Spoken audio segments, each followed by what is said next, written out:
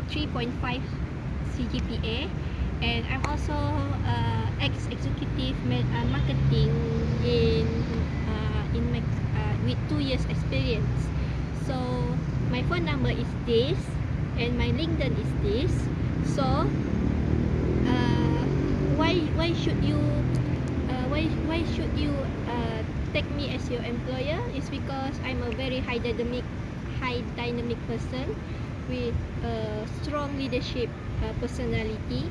I can work with anyone as long as the company still wants me to work.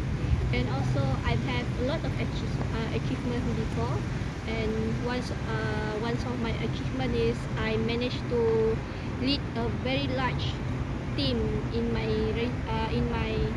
former company. So the reason why you should hire me as your employee is because I can do best for your company. So that's all for me. Thank you.